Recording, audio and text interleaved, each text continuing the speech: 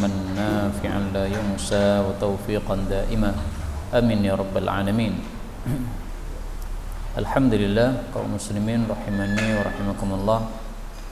Hari ini tanggal 1 bulan Rabiul Awal, kita membaca Al-Jami'us Shaghir sampai pada hadis 301. Qala al-muallif rahimahullahu ta'ala wa nafa'ana bihi wa bi'ulumihi fid dharain amin. Ikhla'u, lepaslah ni'alakum, sandal kalian, inda ta'am, ketika makan. Fa innaha, karena sesungguhnya hal itu, sunnatun jamilah, adalah satu adat yang baik. Hadis ini dhaif. Bahkan kata Albani, hadis ini palsu. Namun hadis ini hanyalah bicara masalah muamalat, sehingga kalaupun diamalkan tidak ada masalah, karena masalah muamalat tidak perlu kepada dalil. Selama tidak ada larangan maka boleh dilakukan. Ini babnya bab makan dengan nyaman saja. Supaya nyaman maka lepas sandal, supaya kita makan dengan enak. 302. Ikhlifuni atau ukhlufuni, gantikanlah saya, fi ahli baiti, pada ahlul baitku, keluargaku. Hadis ini dhaif. Maksud hadis ini adalah kita disuruh oleh Nabi sallallahu alaihi wasallam untuk menjaga ahlul bait Rasulullah sallallahu alaihi wasallam sepeninggal beliau. Ketika beliau masih hidup, beliau yang menjaga keluarga beliau. Nah, ketika beliau wafat, kita disuruh untuk menjaga hak-hak keluarga beliau, jangan ditelantarkan. Makna ini adalah sahih, sebagaimana hadis yang lain Rasulullah sallallahu alaihi wasallam mengatakan, "Udzakkirukumullah fi ahli baiti." Aku mengingatkan kalian kepada Allah dalam masalah ahlul baitku. Maksudnya supaya dijaga hak-hak mereka. Hadis ini sahih, riwayat Imam Muslim. 303. Akhna'ul asma, nama yang paling rendah indallahi, di hadapan Allah, yaumal qiyamah, pada hari kiamat, adalah rajulun, seorang laki-laki, tasamma, yang menamakan diri malikal amlak, raja di raja, rajanya seluruh raja. La malika, tidak ada raja yang sesungguhnya, illallah, kecuali Allah subhanahu wa ta'ala. Hadis ini menunjukkan haramnya menggunakan nama malikul amlak, atau juga yang semisal dengannya, misalnya syahan syah, itu artinya sama dengan malikul amlak, haram. 304. Ikhwanukum, saudara-saudara kalian, khawalukum, pembantu-pembantu kalian, maksudnya budak-budak kalian. Ja'alahumullah, Allah telah menjadikan mereka qinyatan, barang yang dimiliki, tahta aidikum, di bawah kekuasaan kalian. Faman kana, maka barang siapa yang adalah akhuhu, saudaranya, yaitu sesama muslim, tahta yadi, di bawah tangannya, yaitu menjadi budaknya, fal yuta'imhu, maka hendaklah memberi makan dia, min ta'ami, dari makanannya, wal yulbishu, dan hendaklah memberi pakaian kepadanya, min libasih, dari pakaiannya, wala yukallifhu, dan janganlah memberikan beban kepadanya, ma yaghlibuhu, apa yang mengalahkannya, maksudnya amalan yang dia tidak mampu untuk melakukannya. Fa in kallafahu, kalau dia membebani kepada budaknya, ma yaghlibuhu, apa yang mengalahkannya, fal yu'inhu, maka hendaklah dia membantunya. Hadis muttafaqun alaih. Hadis ini menunjukkan bahwasanya kita disuruh untuk berbuat baik kepada budak. Bagaimana berbuat baik kepada budak? Kasih makan seperti makanan kita, kasih pakaian seperti pakaian kita. Perintah ini hukumnya sunnah. Dalam masalah makanannya disamakan dengan majikan, makanannya budak disamakan dengan majikan, pakaiannya budak disamakan dengan pakaiannya majikan. Ini sunnah. Tetapi yang wajib adalah memberi makan, memberi pakaian, sehingga mereka tidak telanjang, sehingga mereka tidak kelaparan. Hadis berikutnya 305. Akhwafu, yang paling saya khawatirkan, ma akhafu ala ummati, yang saya khawatirkan terhadap umatku, adalah kullu munafik, setiap orang munafik, alimul lisan, yang cerdas lidahnya, maksudnya fasih dalam berbicara. Hadis ini sahih.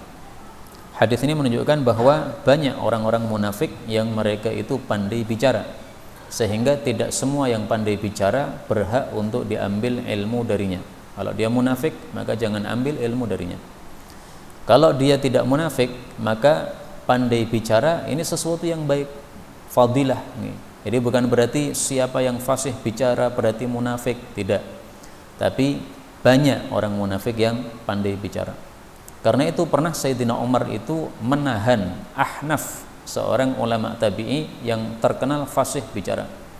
Ketika datang ke Madinah, kemudian dia berkhutbah di depan Sayyidina Umar, maka kemudian Sayyidina Umar menahan dia selama setahun di Madinah, nggak boleh pulang dulu ke negaranya. Karena Sayyidina Umar ingin mengetahui seluk-beluk orang ini, apakah dia ini fasih bicara tetapi munafik, ataukah dia fasih bicara tetapi dia sebenarnya adalah orang yang baik. Nah, setelah 1 tahun ternyata setiap hari diperiksa oleh Sayyidina Umar, tidak ada kecuali kebaikan. Malam hari suruh datang, siang hari suruh datang, ternyata yang tampak kebaikan. Maka setelah selesai 1 tahun, kemudian Sayyidina Umar bertanya, wahai Ahnaf, kamu tahu nggak kenapa kamu saya tahan selama 1 tahun? Kemudian beliau menyampaikan, saya dulu mendengar sabda Nabi ini, ya, yang paling saya khawatirkan dari umatku adalah munafik yang pandai bicara. Nah, saya ini tidak tahu kamu termasuk yang ini atau tidak. Tapi setelah saya periksa selama 1 tahun, kamu orang baik. Silahkan pulang lagi ke kampung. Karena beliau di kampungnya itu adalah orang yang terpandang, suka disuruh bicara, suka tampil ceramah. Nah, beliau khawatir kalau dia munafik maka akan diberhentikan dari ceramahnya. Kalau dia orang baik maka dilanjutkan sebagai dai di kampungnya. 306. Akhwafu ma akhafu ala ummati, yang paling saya khawatirkan terhadap umatku hawa nafsu, maksudnya mengikuti hawa nafsu, wa tulul amal, dan panjang angan-angan, yaitu adalah masalah dunia. Hadis ini derajatnya dhaif. Adapun hadis yang sahih yang semisal dengannya adalah sabda Nabi sallallahu alaihi wasallam, "Thalathun muhlikat", ada 3 perkara yang membinasakan. Apa saja? Syuhun muta', sifat pelit yang ditaati. Hawan muttaba', hawa nafsu yang diikuti. Wa ijabul mar'i bi nafsih, seseorang takjub terhadap dirinya sendiri. Ini sahih riwayat Tabarani dalam Al-Awsat. 307. Akhuka, saudaramu, al-bikri, yang paling besar. Jadi kakak yang paling tua. Wala ta'manhu, dan janganlah engkau itu merasa aman terhadap dia. Hadis ini didhaifkan Al-Albani. Hadis ini merupakan ungkapan orang-orang Arab jahiliyah, kemudian ditirukan oleh Rasul sallallahu alaihi wasallam. Maksudnya bagaimana? Orang-orang jahiliyah mengatakan, meskipun dia itu adalah kakak sulungmu sendiri, tetapi kamu harus tetap waspada. Jangan merasa aman kepada dia kalau memang dia tidak ada sifat-sifat amanah padanya. Meskipun kakak, meskipun kerabat, meskipun senasab, meskipun teman sekantor, atau meskipun teman dulu bekas teman se-SD, satu bangku, satu kuliahan, tetapi kalau memang kita tidak menemukan ada sifat amanah pada dia, maka jangan cepat-cepat untuk memberikan amanah. Karena seringkali terjadi orang merasa amanah karena ini sudah temannya sejak dulu, tapi ternyata dia khianah. Nah, sehingga kalau diperhatikan ada sifat-sifat baik baru kita amanahkan kepadanya, kalau tidak maka jangan. 308. Addil amanata, sampaikanlah amanah, ila man i'tamanaka, kepada siapapun yang mengamanaimu. Wala takhun, dan janganlah engkau membalas khianat, man khanaka, orang yang khianat kepada engkau. Hadis ini sahih. Diperselisihkan oleh para ulama dalam masalah wala takhun man khanaka, membalas khianat orang yang pernah khianat kepada kita. Sebagian ulama membolehkan, sebagian melarang. Yang membolehkan berdasarkan ayat Al-Quran. Allah Subhanahu wa ta'ala mengatakan, wa in aqabtum, kalau kalian itu membalas, fa'aqibu bimithli ma uqibtum bih, maka balaslah setimpal atau semisal dengan apa yang kalian itu dizalimi. Ini hadis, ini surat An-Nahl ayat 126. Maka sebagian ulama membolehkan kalau ada orang mengambil HP kita misalnya, Kemudian kita melihat HP dia tercecer, nah kita ambil balas nih, karena dia sudah mengurangi atau mengkhianati harta kita. Nah kita ambil selama hartanya semisal nih. HP yang diambil oleh orang tersebut 1 jutaan. Nah HP yang tercecer tadi nilainya juga 1 juta, boleh diambil karena Allah mengatakan bimithli, semisal. Adapun hadis tadi mengatakan wala takhun man khanaka, jangan mengkhianati siapapun yang mengkhianati engkau. Kesimpulannya saja, karena di sini banyak perbedaan pendapat di antara para ulama, maka kesimpulannya adalah bisa dikompromikan antara ayat tadi dengan hadis ini. Ayat tadi hanya membolehkan, sementara hadis ini menyuruh yang lebih utama. Kita melihat ada harta orang yang mengkhianati kita, ya, hartanya lagi tercecer, kita ambil sebagai balasan bisa, tapi lebih baik tidak. Lebih baik kita bersabar. Dulu dia mengambil harta kita, kita tidak membalas berdasarkan hadis ini. Wala takhun man khanaka. Maka kita mengamalkan yang lebih utama. Jadi hadis ini bicara tentang afdaliyah, yang paling afdal. Sementara ayat tadi bicara tentang ibahah, ya, kebolehan. Boleh membalas setimpal, boleh, tapi lebih baiknya tidak. 309. Addi, tunaikanlah maftaradallahu ta'ala alaik, apa yang diwajibkan oleh Allah kepada engkau. Takun min a'badin nas, maka engkau termasuk orang yang paling ahli ibadah di antara manusia. Wajtanib ma harramallahu alaik, jauhilah apa yang diharamkan Allah atasmu. Takun min awra'in nas, kamu menjadi orang yang paling wara'. Warda bima qasamallahu lak, ridalah dengan apa yang Allah bagikan atau Allah berikan untukmu. Takun min aghnan nas, kamu menjadi orang yang paling kaya. Hadis ini dhaif. Adapun hadis yang sahih, kalimatnya tidak seperti itu. Mari kita lihat, kata kuncinya sama, ya, a'badun nas. Ittaqil maharim, hindarilah apa yang diharamkan Allah. Takun a'badan nas, kamu menjadi manusia paling ahli ibadah. Warda bima qasamallahu laka, takun aghnan nas, dan seterusnya. Hadisnya mirip, tapi yang kita ambil yang sahih. 310. Ad-dabani, telah mendidik saya Rabbi, Rabbku. Fa ahsana, lalu dia memperbagus ta'dibi, pendidikan terhadap saya. Ini hadis sangat terkenal, tapi kata Syekh Albani derajatnya dhaif. Adapun Suyuti mensahihkannya, tapi sebagaimana sudah kita sering sampaikan dulu bahwa Imam Suyuti di antara para ulama ahli hadis termasuk yang mutasahilin, yang mudah di dalam mensahihkan hadis. 311. Addibu, didiklah auladakum, anak-anak kalian, ala thalathi khisal, untuk 3 perkara. Pertama, hubbi nabiyikum, mencintai nabi kalian Muhammad sallallahu alaihi wasallam. Yang kedua, hubbi ahli baiti, mencintai ahlul bait nabi.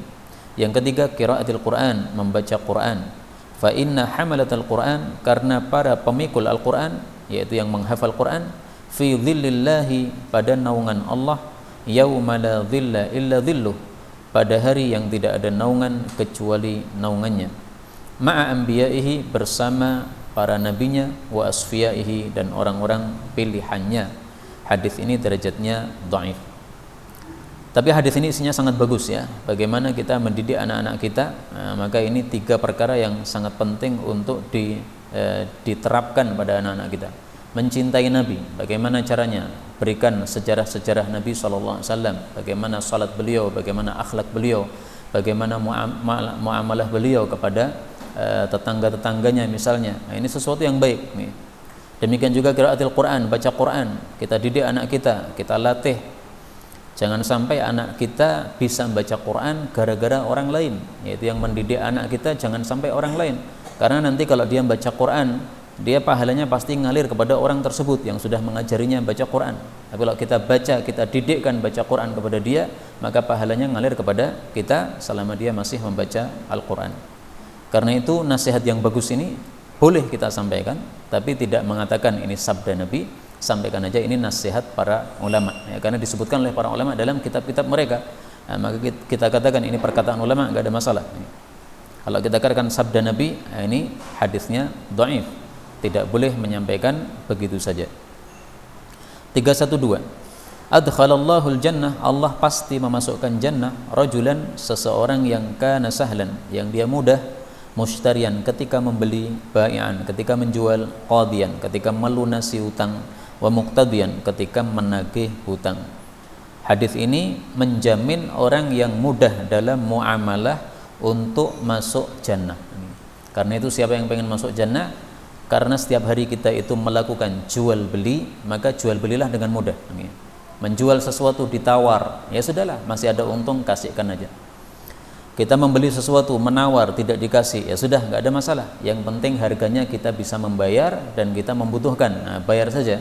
Nah, ditawar nggak mau, nggak ada masalah. Yang penting apa? Kita bisa membayarnya. 313. Idra'u tolaklah al-hududa, hukuman had anil muslimin, dari kaum muslimin, mastata'tum, semampu kalian. Fa in wajadtum, kalau kalian mendapati, lil muslim, bagi orang muslim tersebut, makhrajan, jalan keluar, yaitu jalan keluar untuk tidak dihukum had, fa khallu sabilahu, maka lepaskan jalannya, yaitu jangan dihukum had. Fa innal imam, karena sesungguhnya imam, la ayyukhti'a, sungguh bahwa dia salah, fil afwi, dalam memaafkan, khairun, lebih baik, min ayyukhti'a, daripada dia salah, fil uqubah, di dalam memberikan hukuman. Hadis riwayat Turmudi, disahihkan Suyuti, didhaifkan Al-Albani. Tapi sebenarnya hadis ini banyak sekali syawahidnya, ya, sehingga kita meyakini bahwa hadis ini hasan li ghairi, karena saling menguatkan. Salah satu syawahidnya hadis berikutnya 314. Idra'ul hududa, tolaklah hukuman had, bis syubuhat, dengan adanya syubhat, wa aqilu, dan maafkanlah al-kirama, orang-orang mulia, atharatihim, kesalahan-kesalahan mereka, illa, kecuali fi haddin, dalam hukuman had, min hududillah, dari hukuman hadnya Allah subhanahu wa ta'ala. Jadi kesimpulannya hadis ini bisa dipakai, ya, meskipun apa, sanadnya memang dhaif, tapi saling menguatkan bahwasanya hukuman had itu bisa ditolak kalau ada syubhat. Syubhat itu yang menyebabkan hukuman had ini jadi tidak ditegakkan. Misalnya begini, seseorang yang hamil tiba-tiba tanpa punya suami, nah ini kan jelas berarti apa? Zina. Ketika dipanggil oleh imam, kamu zina karena kamu tidak punya suami kemudian hamil. Nah, dia mengatakan, mohon maaf, saya tidak berzina, tetapi malam-malam itu tiba-tiba seperti ada yang menggerayangi saya. Begitu saya bangun kaget, orangnya lari. Setelah itu 1 bulan kemudian saya hamil. Nah, ini pengakuan seperti ini bisa benar, bisa salah. Ini namanya syubhat. Nah, syubhat ini bisa dijadikan dalil untuk membatalkan hukuman had.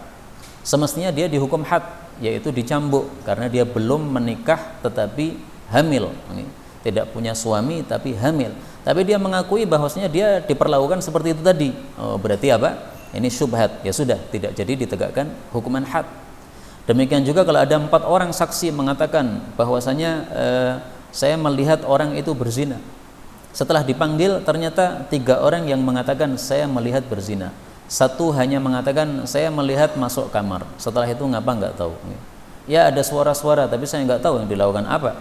Karena saksi zina itu harus betul-betul melihat masuk, masuknya kemaluan pada kemaluan.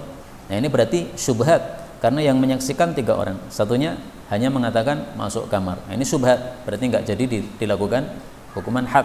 Ini pernah dilakukan oleh Sayyidina Umar. 4 orang bersaksi, tapi ternyata 1 orang mundur. Mundurnya mengatakan tadi, ya tidak jelas, pokoknya hanya melihat masuk kamar saja, ada gerakan-gerakan, tapi saya nggak paham apa yang dilakukan, karena masuk kamar nggak jelas. Nah, maka ini namanya syubhat. Jangan lakukan hudud apabila ada syubhat. 315. Idra'u, tolaklah al-hududa, hukuman-hukuman had. Maksudnya kalau ada syubhat tadi. Wala yanbaghi lil imam, tidak pantas bagi seorang imam, maksudnya tidak halal bagi seorang imam, yaitu haram, ta'tilul hudud, untuk membatalkan atau meniadakan al-hudud, hukuman-hukuman had. Hadis ini dhaif. Maksud hadis ini adalah bahwasanya apabila ada syubhat maka hendaklah hukuman had tidak dilakukan, dibatalkan. Adapun maksud wala yanbaghi lil imam ta'tilul hudud, itu maksudnya adalah ketika sudah terbukti betul-betul bahwasanya harus ditegakkan hukuman had, maka tidak boleh kemudian dibatalkan. Misalnya mengatakan ini karena teman akrab saya, enggak bisa. Ini orang terpandang, ini seorang ustadz. Ya meskipun seorang ustadz, kalau sudah terbukti melakukan dan dia terkena hukuman had, ya harus ditegakkan. Misalnya seorang ustadz sudah terbukti betul malingnya sampai nisab, ya harus potong tangan meskipun ustadz, nggak ada masalah. Nah, nanti ustadznya malu dong ngajar tangannya terpotong sehingga orang semuanya melihat. Nah, ini karena hukuman had itu memang tidak bisa dimaafkan. Hukuman had satu-satunya hukum yang tidak bisa dimaafkan. Adapun hukuman yang selain had maka masih bisa dimaafkan. Takzir misalnya, takzir ini untuk orang-orang terpandang bisa dimaafkan. Misalnya seorang ustadz melakukan satu kekurangan, satu maksiat, nah, kemudian diketahui oleh imam. Nah, imam boleh saja membatalkan hukumannya. Ini sebenarnya ada hukumannya untuk orang-orang biasa dihukum. Tapi Anda seorang ustadz, kami anggap bahwa Anda ini hanya terpeleset sekali ini saja. Anda orang baik, maka Anda kami maafkan. Tapi besok lagi jangan melakukan. Kalau melakukan awas ya, kita hukum sebagaimana yang lainnya. Nah, seperti ini boleh ya. Jadi semacam tidak adil memang, orang biasa dihukum, sementara orang terpandang tidak dihukum. Boleh, nggak ada masalah. Memang diperintahkan oleh Nabi SAW, aqilu al-kiram atharatihim. Maafkan orang-orang mulia kesalahan-kesalahan mereka. Ini maksudnya kesalahan yang belum sampai pada hukuman had. Kesalahan yang tidak ada hukuman hadnya, tapi hukumannya hanya takzir saja, masih bisa dimaafkan. Karena biasanya orang-orang terpandang seperti itu kalau melakukan satu kekurangan atau kesalahan itu hanya tergelincir saja, biasanya dia tidak melakukan. 316, ud'ullah, berdoalah kepada Allah, wa antum muqinuna bil ijabah, sementara kalian yakin dikabulkan oleh Allah. Wa'lamu, ketahuilah, annallaha, bahwasanya Allah, la yastajib, tidak mengabulkan doaan doa min qalbin ghafil, dari hati yang lalai, lahin, yang sia-sia. Maksudnya lalai dan sia-sia itu adalah tidak meresapi apa yang dibaca. Jadi mulutnya mengucapkan sesuatu, hatinya melayang kemana-mana, nggak sadar apa yang diucapkan. Karena itu doa supaya dikabulkan, dua yang harus kita lakukan. Pertama, yakin bahwa doa kita dikabulkan oleh Allah. Jangan mengatakan dalam hati apakah bisa dikabulkan ataukah tidak. Ini malah tidak dikabulkan seperti ini. Harus yakin. Sebagaimana Nabi Zakaria alaihissalatu wassalam, dia tahu bahwasanya dia sudah tua, dia tahu bahwasanya istrinya sudah mandul, tapi dia butuh anak, maka doa kepada Allah, yakin dikasih oleh Allah Subhanahu wa taala. Karena bagi Allah mudah untuk mengubah sesuatu, kun, selesai masalah. Kemudian yang kedua, kewajiban kita adalah meresapi apa yang kita ucapkan. Berdoa dengan khusyuk, meresapi apa yang diminta. Maka ini yang dikabulkan oleh Allah Subhanahu wa taala. 317. Idfa'u tola'alah al-hududa, hukuman had, an ibadillah, dari hamba-hamba Allah, ma wajadtum, selama kalian mendapati, laha, terhadap hukuman tadi, madfa'an, alasan untuk menolak. Ini sama dengan tadi ya, pembahasan tentang syubhat tadi. 318, idfanu, kuburlah mautakum, orang-orang mati kalian, wasta, di tengah-tengah, qaumin salihin, orang-orang yang saleh. Fa innal mayyit, karena sesungguhnya orang mati, yata'adza, terganggu, bijarisu, dengan tetangga yang buruk, kama yata'adzal hayyu, sebagaimana orang hidup terganggu, bijarisu, dengan tetangga yang buruk. Hadis ini derajatnya palsu. Meskipun hadis ini palsu, tetapi isinya mantiki. Apa itu mantiki? Masuk akal. Orang mati terganggu dengan suara siksaan sebelahnya. Ini masuk akal. Karena ketika siksa kubur itu terdengar, teriak-teriak orang, itu yang tidak bisa mendengar hanya dua saja. Satu, manusia yang masih hidup. Dua, jin. Itu tidak bisa mendengar. Selain itu bisa mendengar. Maka manusia yang sudah mati bisa mendengar. Ayam bisa mendengar suara jeritan-jeritan siksaan dalam kuburan ini. Nah, maka sangat masuk akal kalau kita kemudian harus memisahkan antara jenazahnya, kuburannya orang-orang muslim dengan kuburannya orang-orang kafir. Orang kafir ini tempatnya disiksa dalam kuburan. Orang muslim mendapatkan kenikmatan. Karena itulah para ulama berfatwa haram orang muslim dikuburkan di pekuburan orang-orang kafir. Haram orang kafir dikuburkan di pekuburan orang-orang muslim. Ini fatwa para ulama. Dan fatwa ini menunjukkan kepada kita bahwa di masa dulu, di masa para ulama, namanya kuburan muslim dengan kafir itu dipisahkan. Enggak seperti sekarang. Di Indonesia kuburan dicampur. Muslim kafir campur aduk. Enggak sesuai sunnah Nabi SAW. Karena itu termasuk salah satu kebaikan yang ada pada masa kita sekarang ini, munculnya beberapa orang yang berusaha membuat kuburan khusus. Kita di Solo dapatkan itu, di arah utara sana, kemudian di Pilangbangu kita dapatkan itu, kemudian di Pengkok juga kita dapatkan itu. Ya, jadi kuburan khusus untuk orang-orang muslim. Yang enggak muslim enggak boleh masuk situ. Ini termasuk menghidupkan sunnah Nabi yang sudah mati. Karena sejak kita kecil dulu jarang menemukan kuburan khusus orang-orang muslim. Ini berarti sunnah Nabi yang sudah terbengkalai. Nah, dihidupkan lagi oleh orang-orang zaman sekarang. Alhamdulillahi Rabbil Alamin. 319 idfanu, kuburkanlah al-qatla, orang-orang yang mati, orang-orang yang terbunuh dalam perang, fi masari'ihim, pada tempat terbunuhnya mereka. Hadis derajatnya sahih. Hadis ini menunjukkan bahwa orang-orang yang mati syahid kuburannya adalah di tempat mereka mati. Tidak boleh dibawa pulang ke rumah. Pernah dulu ada orang-orang mati syahid di medan Badr atau di medan Uhud, kemudian dibawa oleh para sahabat untuk pulang ke Madinah. Oleh Rasul dibatalkan. Jangan bawa pulang. Mungkin sudah dibawa pulang, tapi di tengah jalan kemudian disuruh kembalikan lagi. Karena mereka mati syahid di situ, berarti itu pilihan tempat kuburan dari Allah Subhanahu wa taala. Dan juga dilakukan ini supaya penguburannya lebih cepat. Karena kalau kita bawa pulang dulu berarti menunda penguburan. Sementara sunnah Nabi adalah mempercepat penguburan. Karena semakin cepat orang itu dikuburkan, semakin cepat dia mendapatkan kebaikan-kebaikan yang ada dalam kuburnya. Selama masih kita tunda penguburannya, berarti dia tertahan dari kebaikan-kebaikan yang semestinya dia dapatkan. Orang muslim itu kalau masuk kuburan, maka di kuburannya menjadi raudhah, menjadi satu kebun surga. Nah, maka kalau kita tunda berarti kita menahan kebaikan dari dia. Ini mendolimi haknya orang mati. 320. Udmani, ada dua lauk, fi ina'in, pada satu piring.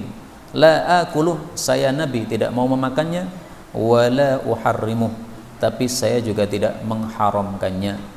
Hadis ini derajatnya diperselisihkan ulama, ada yang mensahihkan, Imam Hakim, ada juga yang mendhaifkan, Al-Albani. Tetapi hadis ini terkenal dari perkataan Sayyidina Umar radhiyallahu anhu, bahwasanya Sayyidina Umar tidak menyukai adanya dua lauk pada satu piring. Beliau pernah masuk ke rumah anaknya, kemudian melihat anaknya makan dengan dua lauk. Makanannya orang Arab kan gandum atau roti.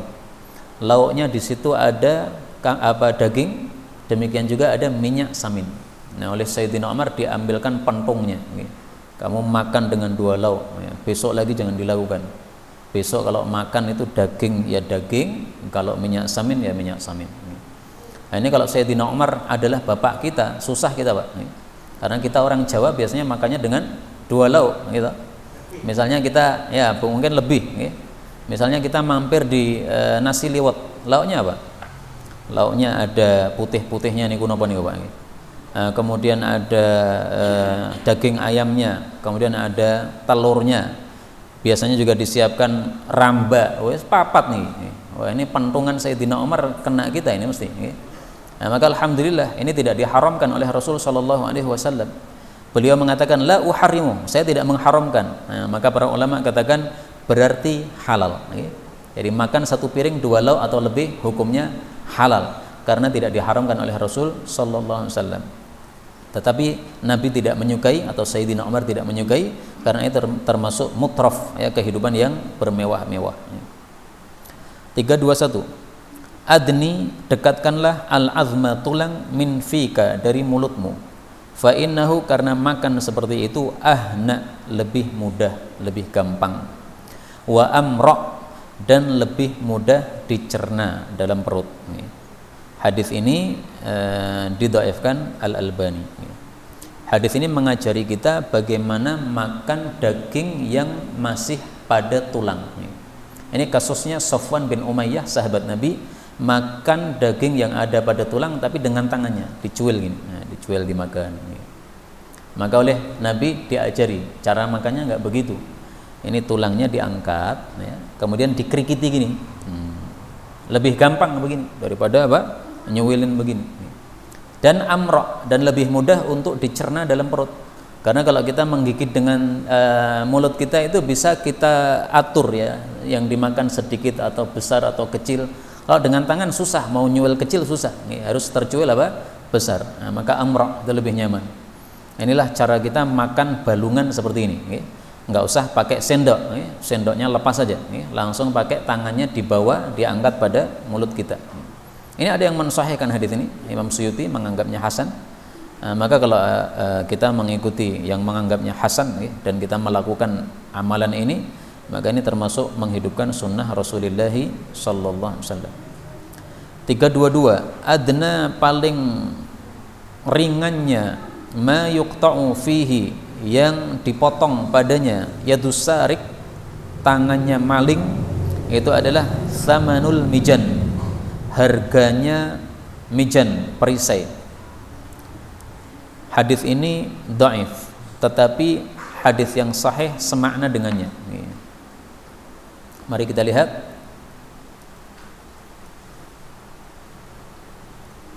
Rasul sallallahu alaihi wasallam bersabda, tuqta'ul yad, tangan dipotong ketika mencuri, fi thamanil mijan, ketika harganya itu seperti harga perisai. Hadis ini diriwayatkan oleh Ibnu Majah, sahih. Maksudnya gini, nisab pencurian yang menyebabkan harus dipotong tangan itu adalah 1/4 dinar. Nah, harganya perisai pada waktu itu adalah 1/4 dinar. Sekarang yang saya ketahui, dinar itu senilai sekitar 3,9 juta. Anggaplah 4 juta. Nah, berarti 1/4-nya adalah apa? 1 juta. Maka kalau ada orang maling seharga 1 juta, itu berarti sudah nisab, wajib dipotong tangannya. Kalau mencurinya 500.000, belum mencapai nisab, tidak ada potong tangan. Maka potong tangan itu ada syaratnya. Pertama, ketika yang dilakukan adalah pencurian. Kalau bukan pencurian, enggak dipotong tangan. Misalnya apa? Dititipi sesuatu kemudian malah diambil.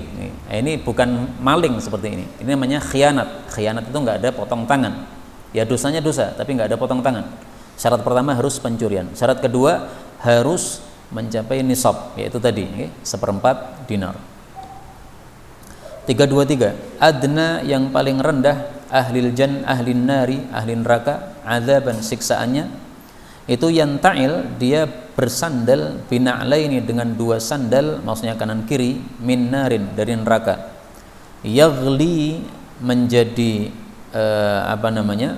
bergejolak atau mendidih, dimaghuhu, otaknya, min hararati na'laih, dari sebab panasnya kedua sandalnya. Hadis riwayat Muslim.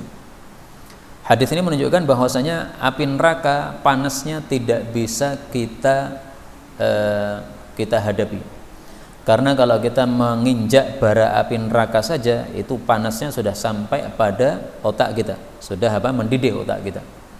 Nah, siapakah orang ini? Adna ahlin nar, ahli neraka yang paling ringan siksaannya, dia adalah Abu Thalib, paman Nabi sallallahu alaihi wasallam. Jadi Abu Thalib ini orangnya mati kafir sehingga dia berhak untuk masuk ke dalam neraka. Tapi karena seumur hidup dia membela dakwah Nabi sallallahu alaihi wasallam, maka siksaannya diringankan. Rasulullah pernah ditanya, "Ya Rasulullah, Abu Thalib ini membela dakwahmu. Apakah engkau bisa memberikan manfaat sesuatu kepada pamanmu ini? Karena dia sudah membela dakwahmu." Maka beliau mengatakan, "Iya, saya bermanfaat kepada dia. Dengan sebab saya, yaitu dengan sebab syafaat saya, maka dia berada pada neraka paling atas. Kalau bukan karena syafaat saya, dia semestinya masuknya neraka paling bawah, karena matinya mati dalam kondisi kafir." Hadisnya kalau mau dicari adalah dohdoh. Dohdoh itu artinya apa? Tempat yang paling atas dari neraka. Innahu sesungguhnya Abu Talib fi dhahdahin minan nar, di tempat yang paling atas dari neraka, paling ringan siksaannya. Laula ana, kalau bukan karena saya, maksudnya kalau bukan karena syafaat saya, lakana fid darkil asfal, dia berada pada lapisan paling bawah dari api neraka, yakni Abu Talib, yang dimaksud adalah Abu Talib. Hadis ini muttafaqun alaih. Dan inilah satu-satunya syafaat kepada orang kafir menurut para ulama ahlus sunnah wal jamaah. Jadi hukum asalnya syafaat itu hanya diberikan kepada orang-orang muslim. Orang kafir nggak berhak mendapatkan syafaat kecuali satu, Abu Talib, paman Nabi sallallahu alaihi wasallam.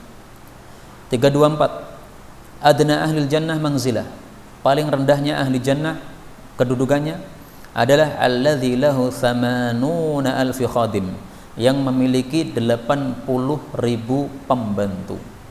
Wasnatani wa sab'una zauja, memiliki 72 istri. Wa tungsabu lahu qubbah, dan dibuatkan untuknya satu kubbah, fihi, di dalam jannah tersebut. Min lu'lu'in, kubbahnya itu dari lu'lu'. Lu'lu' itu adalah apa? Mutiara. Wa zabarjad, zabarjad ini batu mulia, namanya batu zabarjad. Wa yaqut, batu yakut juga batu mulia. Lebarnya atau besarnya rumah ini, kubah ini, kama bainal Jabiyah, antara Jabiyah wa Son'a, sampai Son'a. Jabiyah itu tempat di Syam, Son'a itu tempat di Yaman. Jadi maksudnya sangat besar sekali. Hadis ini disahihkan oleh Ibnu Hibban, disahihkan oleh Ad-Diya Al-Maqdisi, disahihkan juga oleh Suyuti, tetapi didhaifkan oleh Al-Albani. Tapi karena banyak yang mensahihkan, kita mentaklid mereka nggak ada masalah. Kalau kita mengikuti mensahihkan, ya, ini ada contohnya. Imam Ibnu Hibban mensahihkan, Ad-Diya Al-Maqdisi mensahihkan, Suyuti mensahihkan.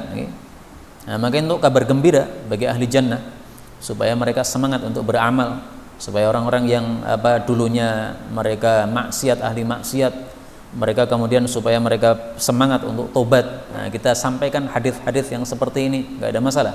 Kita taklid kepada ulama yang mensahihkannya, ya, dalam rangka untuk menghasung kepada orang-orang supaya mereka taubat kepada Allah Subhanahu wa taala. Pembantunya 80.000, istrinya 72. Satu laki-laki, istri 72. Bisa melayani nggak, Pak? Kuat nggak melayani? Bisa, karena masih sisa tenaganya. Karena Rasulullah Shallallahu Alaihi Wasallam bersabda bahwasanya kita kalau masuk jannah, inna yu'tal mu'min fil jannah, orang mukmin diberikan di dalam jannah quwwata mi'atin, kekuatan 100 orang, fin nisa, dalam hal menghadapi istri, yaitu jima. Hadis riwayat Tirmidzi sahih. Nah, maka kalau istrinya baru 72, kekuatannya 100, masih sisa berapa? 28. Nah, masih kuat, sehingga nambah istri lagi masih bisa. Dan ini kekuatan 100 orang ini tidak hanya dalam jima saja, karena dalam hadis yang lain disebutkan quwwata mi'ati rajul, kekuatan 100 orang, fil akli, dalam makan, wa syurbi, minum, wa syahwat, syahwat, wal jima, jima. Nah, berarti 4 dalam 4 perkara. Ini sangat kuat.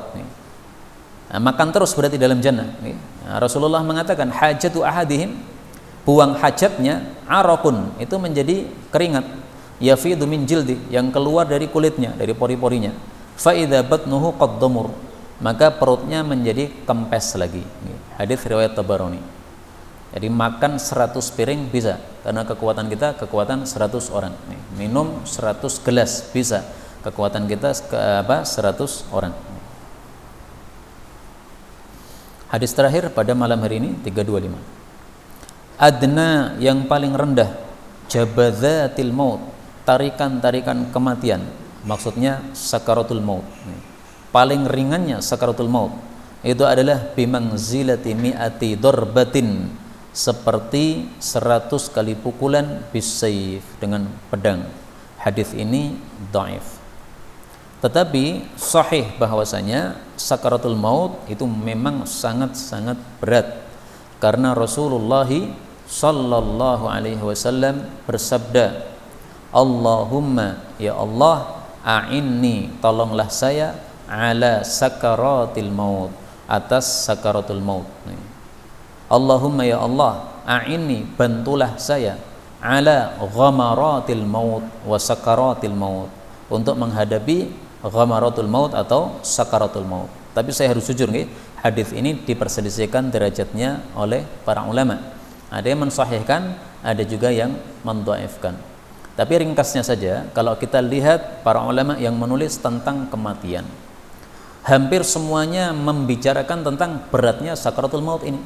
Jadi tampaknya mereka melihat hadis-hadis yang sangat banyak, meskipun dhaif, tapi saling menguatkan. Biasanya mereka para ulama itu mengatakan memang ini dhaif, tetapi karena banyak hadis-hadis yang semisal, maka menunjukkan annalahu aslan, bahwasanya masalah ini ada asalnya, yaitu ada sumbernya. Karena banyak hadis yang membicarakan itu. Kalau memang betul-betul dhaif, tidak mungkin Nabi melakukan, itu biasanya hanya satu hadis saja atau dua hadis saja. Tapi ini banyak sumbernya, banyak sahabat yang meriwayatkannya, meskipun sanadnya semuanya dhaif, tetapi semuanya menunjukkan kepada satu masalah, yaitu adanya sakaratul maut sangat berat sekali. Nah, karena itu kita berdoa kepada Allah, mudah-mudahan kita nanti menghadapi sakaratul maut dengan tenang dan menghadap Allah dalam keadaan husnul khatimah. Amin ya rabbal alamin. Wallahu taala a'lam bissawab. Walhamdulillahi rabbil alamin. Sisa waktu kalau ada pembahasan dipersilahkan.